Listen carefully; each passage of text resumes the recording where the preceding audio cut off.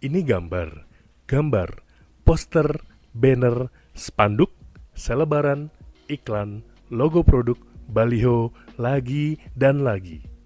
Ada satu kesamaan dari banyak bentuk yang tercetak di media-media yang kita lihat. Namanya desain grafis. Merupakan bentuk komunikasi visual, desain grafis memadukan elemen-elemen penting termasuk tipografi, fotografi, simbol, gambar, hingga teks. Tujuannya sederhana, menyampaikan pesan melalui tampilan visual. Apakah menggambar semudah bicara? Mungkin ya, mungkin juga tidak. Bagi kami, kesulitan adalah hal yang wajar, dan desainer grafis bukan pengecualian. Tak percaya? Mari kita simak daftar masalah yang berputar-putar di kepala penggiat desain grafis dan lihat apakah kamu bisa menanganinya sebaik mereka. Yang pertama, konsep. Logo ini, kartu nama ini, banner ini, dan desain-desain lainnya memerlukan konsep.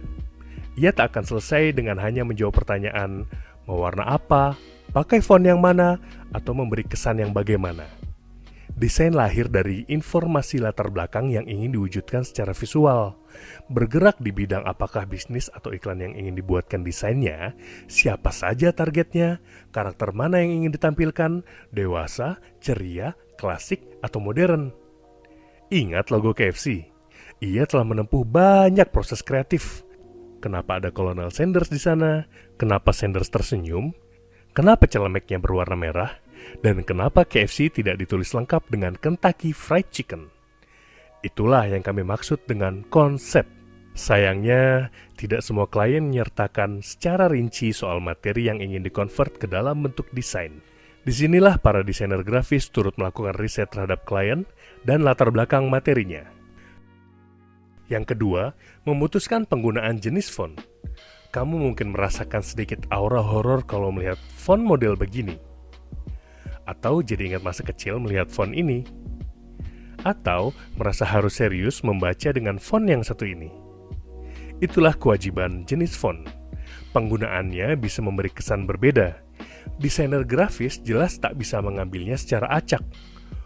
Poster, banner, dan desain lainnya tak bisa disamakan dengan coret-coretan ala kadarnya.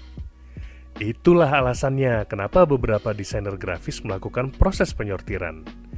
Daftar font dibuat lebih cermat, dikelompokkan sesuai fungsi, dan saat diperlukan, tak butuh lagi waktu lama untuk mencari-cari font mana yang paling sesuai untuk diletakkan ke dalam desain. Yang ketiga, negosiasi harga kelewat sadis. Seseorang memberikan briefing, itu bagus, artinya kerjaan datang. Tapi bagaimana kalau permintaannya sedikit lebih berat daripada biasanya? Konsep yang rumit, perbedaan selera dengan klien, hingga harga yang dianggap tak masuk akal seringkali jadi alasan kenapa pekerjaan ini cukup menguras emosi. Bagaimana membuat orang-orang mengerti kalau desainer grafis juga berhak dihargai dengan layak. Desainer grafis boleh bicara, ia bisa mengedukasi klien soal bagaimana hasil kerjanya dibuat, termasuk durasi waktu pengerjaan, jam bekerja, hingga harga yang mencakup seluruh kerja kerasnya.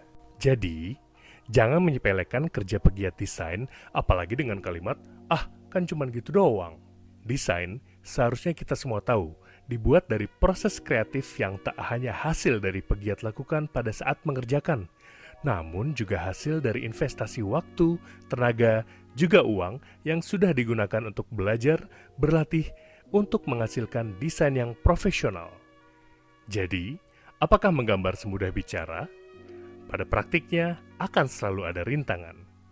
Desainer grafis dalam hal ini juga berperan sebagai pejuang.